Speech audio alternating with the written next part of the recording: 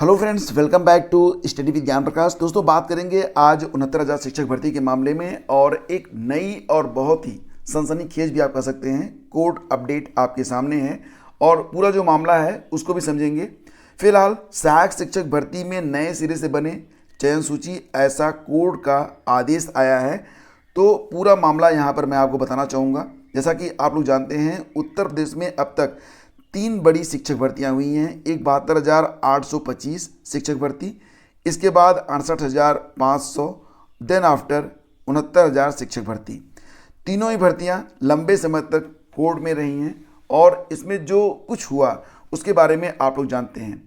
फिलहाल जो नया आदेश आया है उसमें आरक्षितों का जो एक 6800 की सूची बनाई गई थी, जो जारी की गई थी, उसको भी कोर्ट ने रद्द कर दिया है और अब नई सूची के बारे में बात यहाँ पर की जा रही है। तो कई सारे सवाल उठते हैं कि जो लोग ऑन ड्यूटी हैं, ऑन जॉब हैं, क्या उनकी नौकरी जाएगी, और अगर जो है नई सूची बनती है तो फिर कट ऑफ क्या जा सकती है। तमाम चीज़ें हैं जिसको क्लियर करेंगे आज के इस वीडियो में।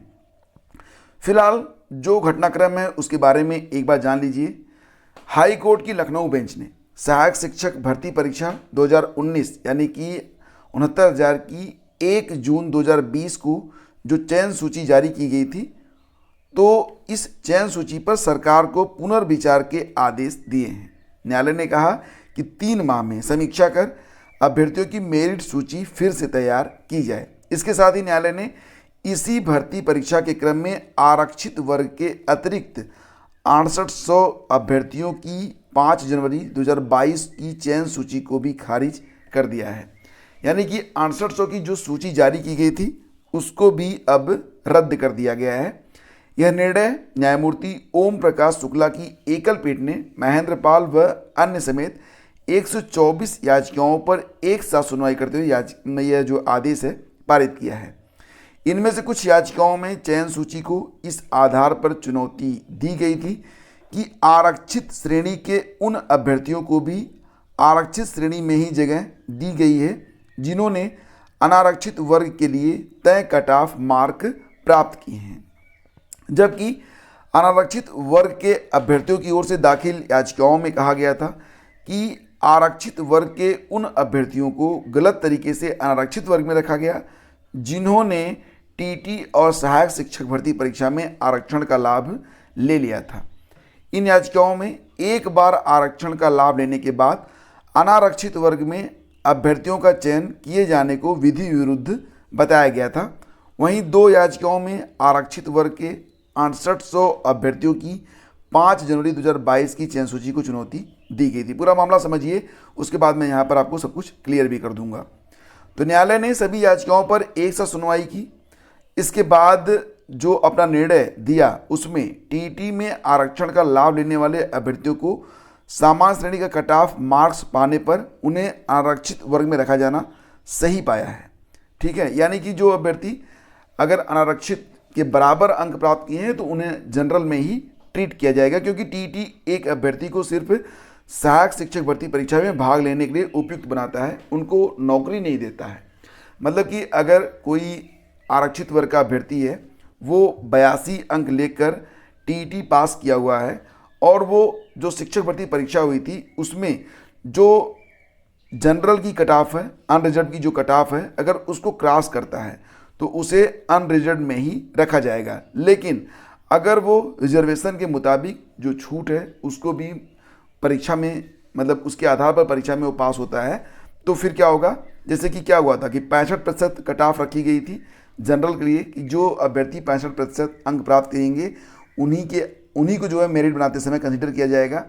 और वहीं पर रिजर्वेशन देते हुए जो रिजर्व कैटेगरी के स्टूडेंट थे उनको छूट भी दी गई थी। तो जिन्होंने छूट लिया था उनको उसी कैटेगरी में, यानी कि जो रिजर्व कैटेगरी है उसी में, और जिनको जो कट ऑफ के ऊपर हैं, जो अनरिजर्व के बराबर हैं, उनको अनरिजर्व में ही रखा जाएगा। ये बात यहाँ पर कही गई है।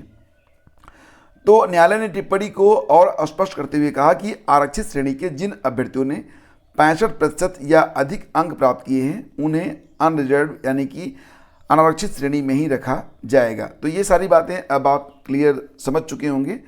यहाँ पर देखिए तो न्यायालय ने 6800 आरक्षित वर्ग के अभ्यर्थियों से संबंधित चयन सूची को भी खारिज कर दिया है और उक्त चयन सूची को यह कहते हुए चुनौती दी गई थी कि इसे बिना किसी विज्ञापन के जारी कर दिया गया था। न्यायालय ने अपने इस निर्णय में सरकार को यह आदेश भी दिया है कि इस मामले में हस्तक्षेप करते हुए उन अभ्यर्थियों के समायोजन के लिए पॉलिसी बनाए जो वर्तमान सूची में हैं वह 2 वर्षों से काम कर रहे हैं लेकिन पुनरीक्षित सूची जारी होने पर बाहर हो सकते हैं, मतलब उनको भी बाहर न किया जाए। तो यहाँ पर मेन हाइलाइट्स आप यहाँ पर देख सकते हैं। 65% से अधिक अंक वाले जो आरक्षित श्रेणी के अभ्यर्थी हैं उनको अनरिजर्व में ही रखा जाएगा। कोर्ट ने राज्य सरकार को 3 माह में समीक्षा कर मेरिट सूची तैयार करने को कहा है। आरक्षित वर्ग के अतिरिक्त 6800 अभ्यर्थियों की चयन सूची कोर्ट ने रद्द कर दी है। साथ ही साथ यहाँ पर कुछ डाउट्स आपके मन में आ रहे होंगे, उसको भी क्लियर कर लेते हैं कि कोर्ट ने 69,000 शिक्षकों के चयन की सूची रद्द नहीं की है बल्कि आरक्षण के मुताबिक इसे पुनरीक्षित करने के आदेश दिए हैं। अदालत ने साफ कहा कि आरक्षण किसी भी हालत में 50% से अधिक न हो। ऐसे में 69,000 चयनित शिक्षकों की सूची में बदलाव भी संभव है, कई की नौकरी पर भी संकट हो सकता है। साथ ही साथ आप ये भी समझिए कि कोर्ट ने यह भी कहा है कि ऐसे सहायक अध्यापक जो कि वर्तमान समय में कार्यरत हैं, चयन सूची को संशोधित किए जाने की प्रक्रिया अपनाए जाने तक उनकी सेवा में किसी भी प्रकार का कोई हस्तक्षेप न किया जाए। साफ किया कि आरक्षित श्रेणी के जिन अभ्यर्थियों ने 65% या अधिक अंक प्राप्त किए हैं उन्हें अनारक्षित श्रेणी में ही रखा जाए। तो सारी बातें अब उम्मीद करता हूं कि अब आप यहां पर समझ गए होंगे। इसका सार संक्षेप यही है कि 69,000 की जो लिस्ट जारी हुई थी उसको एक बार से रिवाइज किया जाएगा और रिवाइज्ड होने तक यथास्थिति बनाई रखी जाएगी। जो अभ्यर्थी मान लेते हैं कि कोई SC ST OBC और रिजर्व कैटेगरी के जो स्टूडेंट हैं, अगर उन्होंने TT परीक्षा को 82 अंकों के आधार पर पास किया है तो इससे कोई फर्क नहीं पड़ेगा क्योंकि यह मात्र एक उनको एलिजिबिलिटी देता है शिक्षक भर्ती परीक्षा के लिए। लेकिन शिक्षक भर्ती परीक्षा में सिर्फ जिसको आप लोग सुपर टेट कहते हैं, सुपर टेट में रिजर्व कैटेगरी के वही अभ्यर्थी अनरिजर्व में आएंगे जिन्होंने 65% या उससे अधिक अंक प्राप्त किए हैं। अगर शिक्षक भर्ती परीक्षा में कोई अभ्यर्थी रिजर्वेशन का लाभ लेता है तो उसे रिजर्वेशन की कैटेगरी में ही कंसीडर किया जाएगा। इस आधार पर इस नई सूची को तैयार करने की बात कही गई है। इसके लिए कोर्ट ने 3 महीने का समय दिया है। तो उम्मीद करता हूं कि सारी बातें अब बिल्कुल क्रिस्टल क्लियर हो चुकी होंगी, कोई भी आपके मन में संशय नहीं होगा। और फिलहाल अब आगे की जो प्रक्रिया होगी वो सरकार को और आयोग को पूरी करनी है। देखते हैं कि आगे इस पर क्या होता है। कोर्ट का डिसीजन आ चुका है, इस डिसीजन को आप पढ़ सकते हैं हमारे टेलीग्राम चैनल, इंस्टा पेज, अच्छा इंस्टाग्राम अगर आप यूज़ करते हैं तो आप मुझे फॉलो कर सकते हैं। आप बस इंस्टाग्राम पे जाके सर्च कर लीजिएगा स्टडी विद ज्ञान प्रकाश, आपको मिल जाएगा। तो चलिए फ्रेंड्स आगे बढ़ते हैं और चलते हैं अगली खबर पे। खबर है कि उच्च शिक्षण संस्थानों में खाली हैं 14,600 से ज़्यादा संकाय पद। तो देश के उच्च शिक्षण संस्थानों में 14,600 से ज़्यादा संकाय पद रिक्त हैं। केंद्रीय शिक्षा राज्य मंत्री सुभाष सरकार ने सोलापुर से भाजपा सांसद जय सिद्धेश्वर शिवाचार्य महास्वामी जी के सवाल का जवाब देते हुए सोमवार को लोकसभा में कहा कि सेवानिवृत्ति, त्यागपत्र और अतिरिक्त पद सृजित होने की वजह से ये पद रिक्त हैं।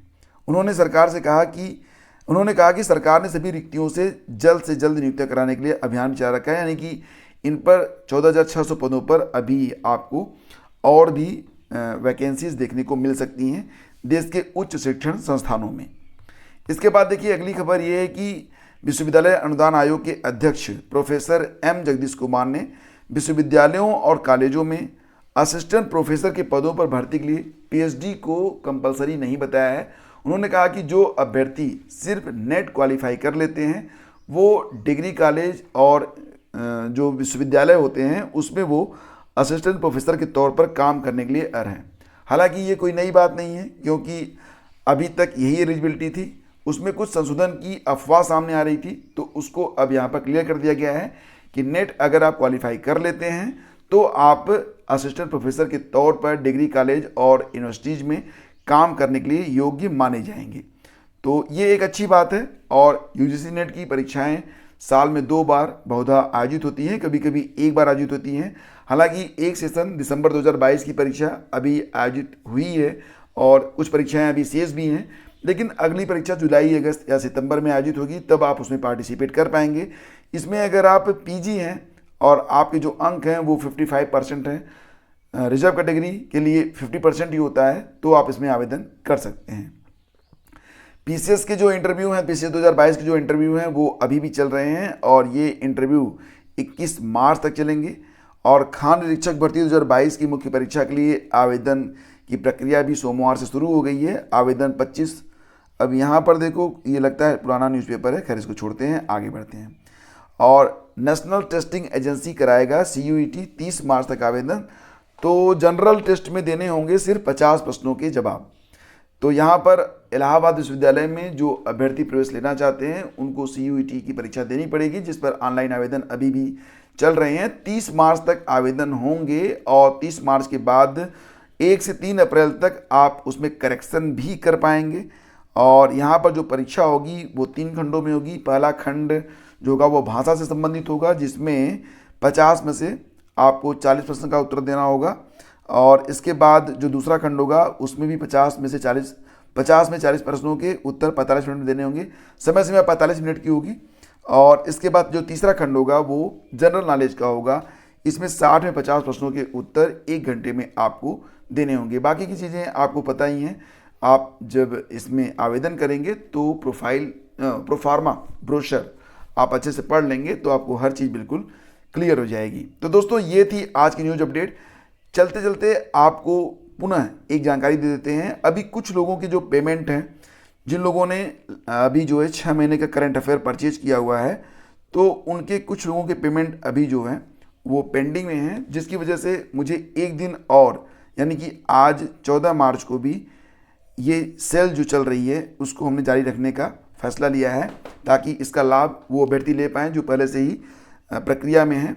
और यहाँ पर मैं आपको खास बात बता देता हूँ, अगर आप इस करंट अफेयर को परचेज करते हैं तो ये करंट अफेयर आपके लिए यूपी PCS के साथ साथ यूपी SSSC की जो भी परीक्षाएं होने वाली हैं, लाइक एज वीडियो वगैरह, और साथ ही साथ इससे आपको DSSB में जो GS पूछा जाएगा उसमें भी आपको लाभ मिलेगा। और जहाँ पर भी आपको करंट की ज़रूरत पड़ेगी, RO ARO खंड शिक्षा अधिकारी वगैरह में, तो सारी ज़रूरतें आपकी पूरी हो जाएंगी। खास बात ये है कि ये जो PDF है वो 6 मंथ की है, 6 महीने की PDF है। इस पर आपको 6 महीने नेक्स्ट 6 मंथ की जो PDF है वो फ्री में भेजी जाएगी, यानी कि एक PDF में आपको 12 महीने की PDF मिलती रहेगी, वो भी निर्बाध। हर महीने की 2-3 तारीख तक आपको ये कंप्लीट PDF भेज दी जाएगी। कहाँ पर? आपके WhatsApp पर। और इसे आप कहीं से भी पढ़ सकते हैं, अपने मोबाइल फ़ोन में एक्सेस कर सकते हैं, या फिर इसी की सहायता लेकर आप अपने नोट्स अच्छे से तैयार कर सकते हैं। और इस प्रकार से आप अपनी तैयारी को एक नई दिशा दे सकते हैं। अगर आपके पास अपने नोट्स नहीं हैं तो डेफिनेटली आपको ये PDF परचेज जरूर करना चाहिए। मार्केट में जो पत्रिकाएं उपलब्ध होती हैं उससे बिल्कुल अलग है, सार संक्षेप में, और कोई भी पॉइंट आपका छूटेगा नहीं। हर पॉइंट यहाँ पर आपको दिया गया है, प्रश्न दिया गया है, उसके बाद उत्तर दिया गया है। ज़रूरत पड़ी है तो उसकी 1-2 लाइन की व्याख्या भी है, यानी कि बहुत ही संक्षेप में आपको हर चीज़ यहाँ पर उपलब्ध करवा दी गई है।